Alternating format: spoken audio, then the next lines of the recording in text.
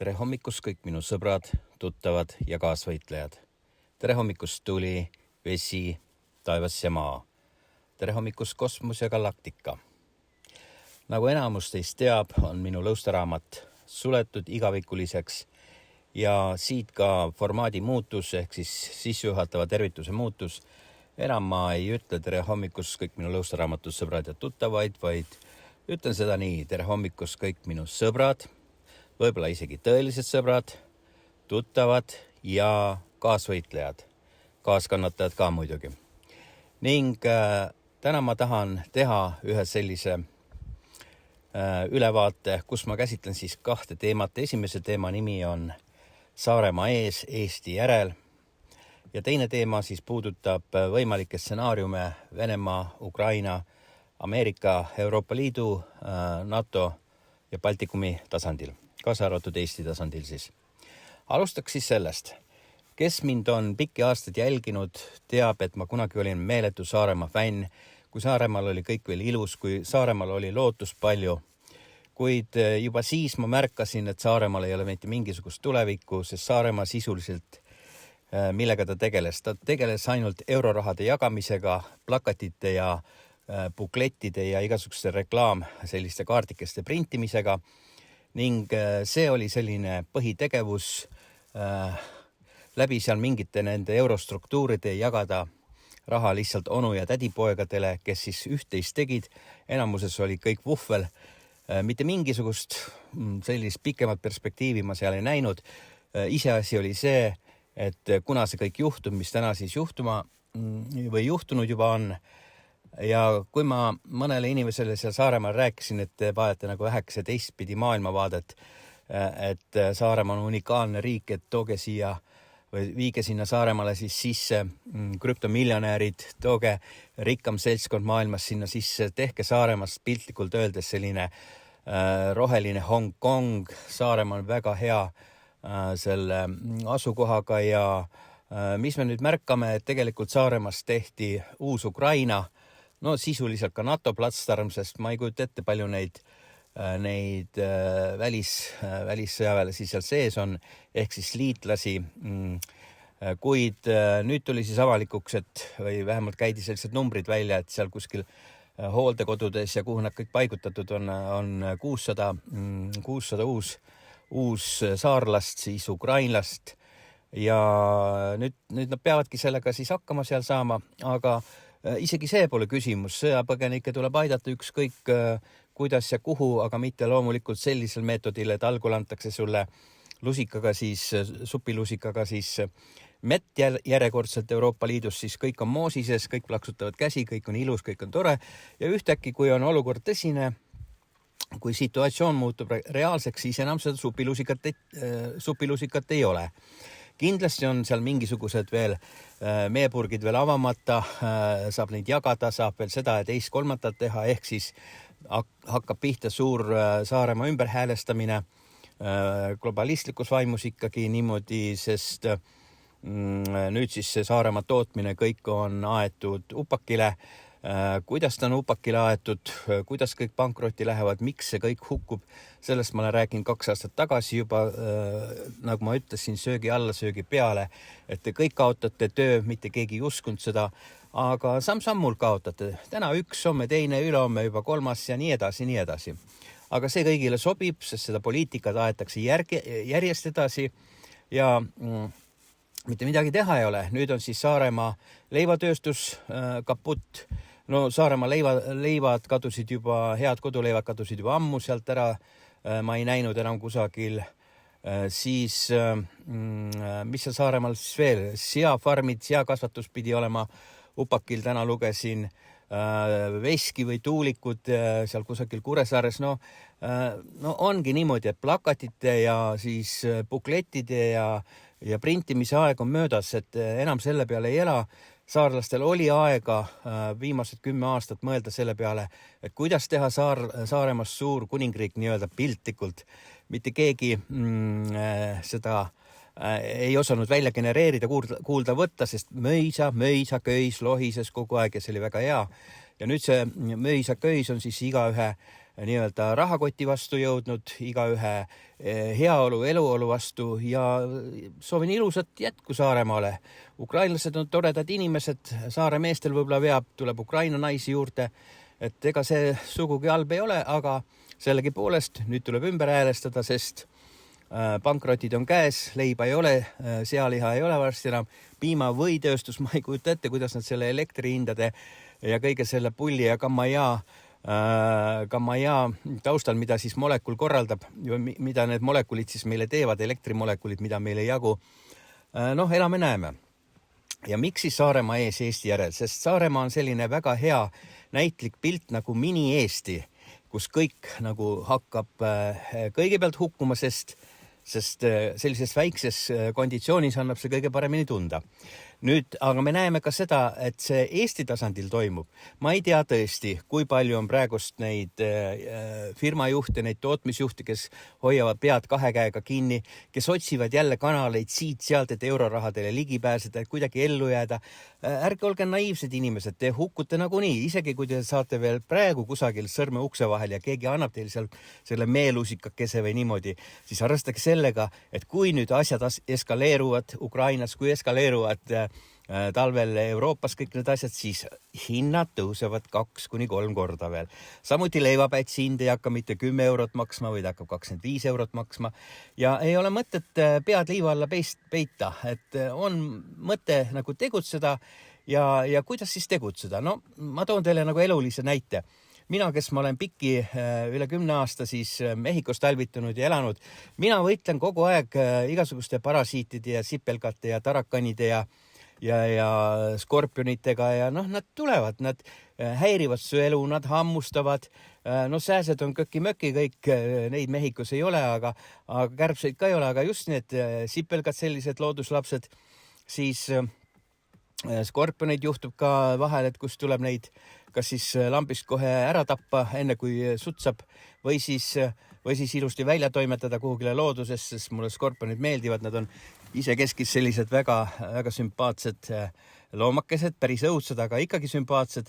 Ja mida ma siis olen teinud, ma kogu aeg võitlen nende sipelgatega, sest nad teevad mulle halba, nad tulevad mu toidulauale, nad tungivad mu toidu sisse, nad tungivad mu püksisääre sisse, kuhu iganes. Osad siis on sellised, kes hammustavad, osad on mikrosipelgad, sellised osad on sellised hästi suured, kes toimetavad lihtsalt, aga sa ei saa nendega koos elada. Täpselt niimoodi ei saa Eesti enam elada koos selle molekuli maafiaga, sest see maafia on ajanud teid nii-öelda kaevu ääre peale, kus teil juba kogu keha ripub nii-öelda kaevus sees. Võib-olla seal varba otsaga hoiate veel kaevu sellest ämbrist ja ketist ja sellest kinni ja kohe-kohe olete kukkumas siis sinna, kust enam välja ei saa. Ehk siis, nagu ma olen 2 aastat rääkinud, otsede ja kuristikku ja mina hävitan siis sipelgaid oma soodu, mina teen neile tõrjet, ühesõnaga igale probleemile on tegelikult vasturohtu, kui sa tahad loomulikult. Ja tuleb hävitada siis neid selliseid olusid, ehk siis tuleb kuidagi vastu seista, vastu hakata, sest vastasel juhul sa ei saagi enam elada ja nad tungivad sulle lõpuks voodisse. Piltlikult öeldes elekter on tunginud teile juba voodisse, naha vahele, keha vahele, varbad külmetavad varsti, külm on silmadesse, ajusse, igale poole.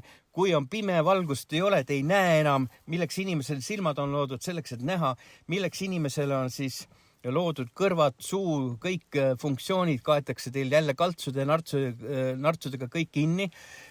Kokteilid peavad sees olema, seda juba räägivad kõik need igasugused kliinikumid ja mis iganes.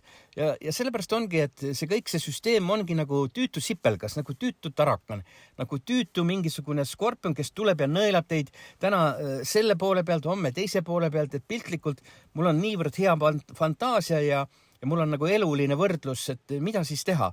Lihtsalt see molekulide pande tuleb laiali peksta, sest vastasel juhul mitte midagi ei juhtu. Ja kui seda ei tee, mis tahes siis diplomaatilisel vormil, protestivormil, mis tahes vormis, see kõik jätkub ja jätkub kuniks sinnamaani, kus te jõuate otsapidi digitaalsesse koonduslaagrisse ja jõuategi sinna päris nullpunkti ja nüüd veel siis tagatipuks sõda ka veel, sellest ma hakkan kohe rääkima. aga te võite jah nüüd esitada küsimuse, et aga miks see sind ei mõjuta siis, et kuidas sa räägid tee ja tee ja tee. Vaadake inimesed, mina olengi selline nii-öelda vagabond, kes elab igal pool ja minu koduks on planeet Maa ja ma ei ole mitte kuhugile naelutatud, esiteks. Teiseks, ma tean paljusid asju ette, mis tulemas on ja kolmandaks, ma käitun teadlikult, ma käitun absoluutselt teadlikult ja kuna ma olen Eestiga lõpparvu juba 30 aastat tagasi teinud, siis ma ei ole taga uut lepingut teinud, mitte mingisugust, absoluutselt. Ma ei kavatsegi Eestiga mitte mingisugust asju hakata ajama, kuniks need sipelgad, tarakanid ja kõik need skorpionid seal möllavad, nõelavad, mängivad eliiti ja nüüd siis taga tipuks veel molekulid on, mis on nagu päris nagu selline pool huumorit, aga pool tõsi, et elu sees ei oleks uskunud niimoodi, et hakatakse seda serveerima kõike, et miks elekter ära kaob ja molekuli ei jagu elektrimolekule ja ma ei tea, ma arvan, et iga esimese, teise või 5. klassi laps ka teab, et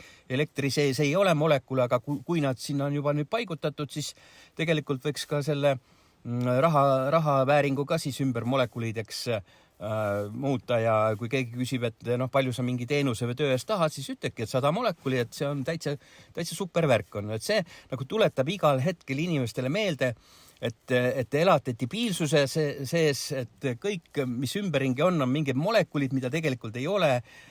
See on siis see suur illusioon, mida teile 30 aastat on sisse räägitud, et tegelikult on, aga mida ei ole tegelikult. Ja nüüd siis sõjateemadel. Täna siis peaks olema lõppenud täna hommikuse seisuga salajased läbirääkimised siis Venemaa ja Washingtoni vahel. See on muide mu unenägu kõikidele.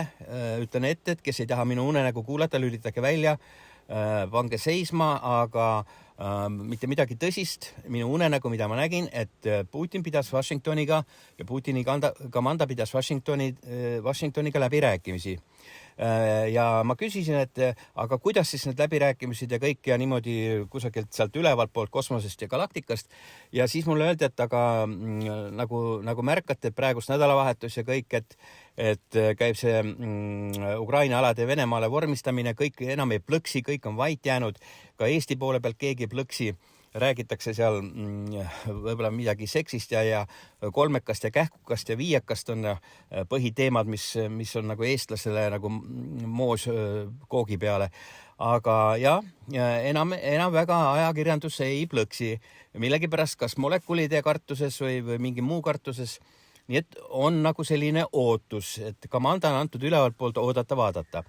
Ja mida siis läbi räägiti? Läbi räägiti siis seda, kuidas Ukraina ära siis tükeldada, et kõik tunnustaksid seda, mida Venemaa praegust tegi, kõikide nende ÜRO seaduste ja mingite muude järgi, ühesõnaga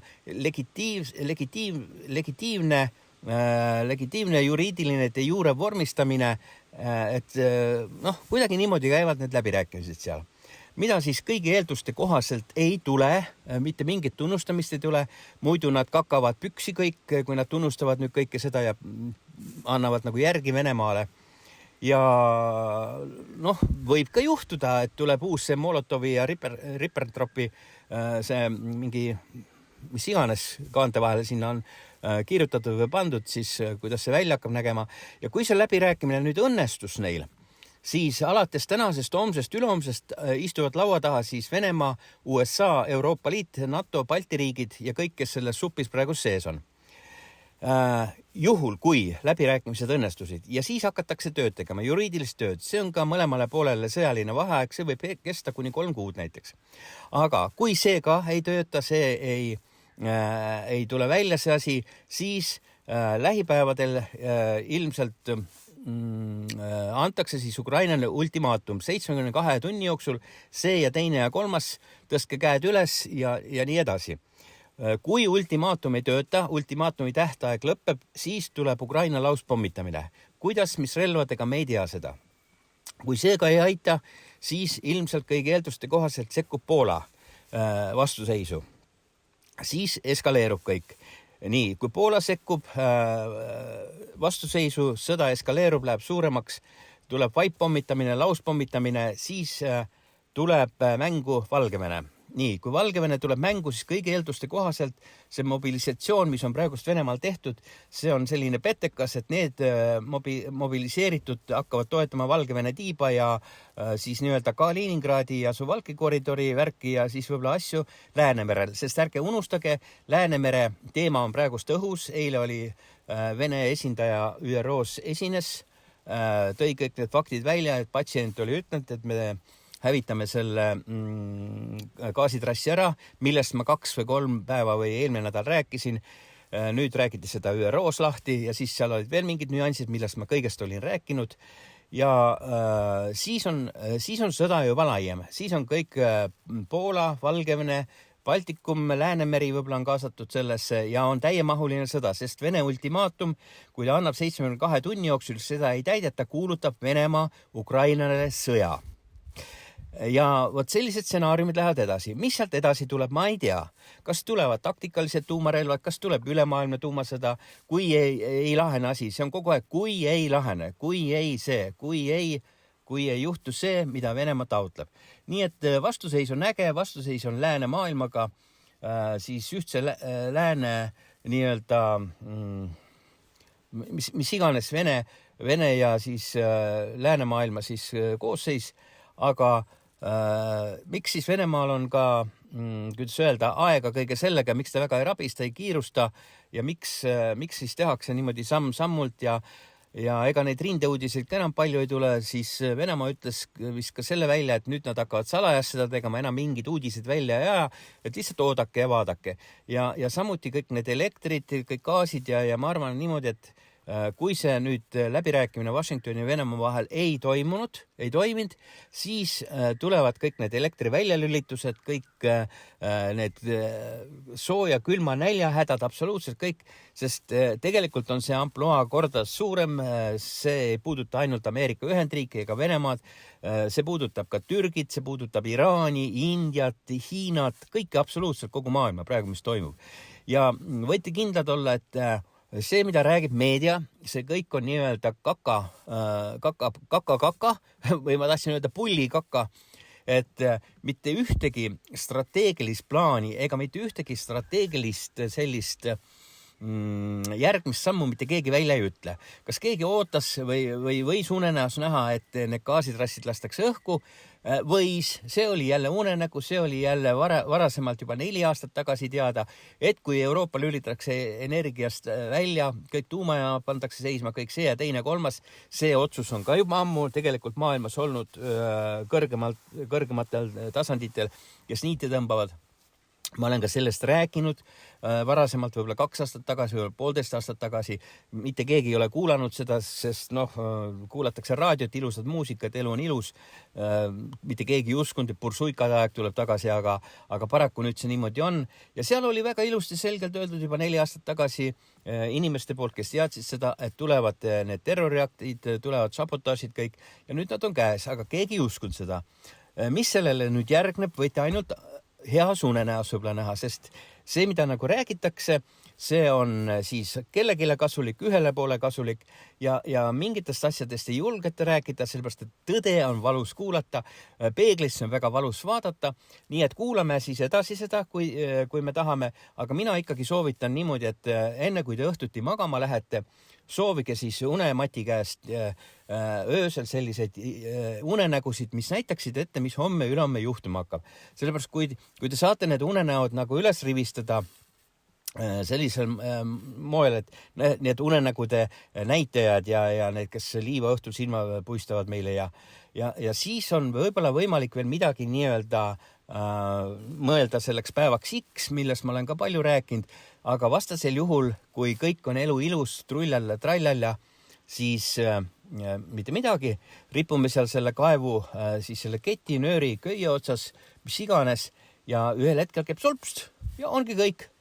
Ja sellega ma täna lõpetan, see on siis selline oli siis väikene lahtiseletus minu unenäost. Lõustaraamatus seda mitte kunagi ilmuma enam ei hakka, sest see on mul suletud, tuletan veel kord kõikidele meelde. Saate seda kuulata, vaadata siis YouTube'is Bursuikas, tulge Bursuikasse, Bursuika annab teile kuivõrd niivõrd ikkagi sooja ja kuuleme jälle, kui õige aeg on, aitäh!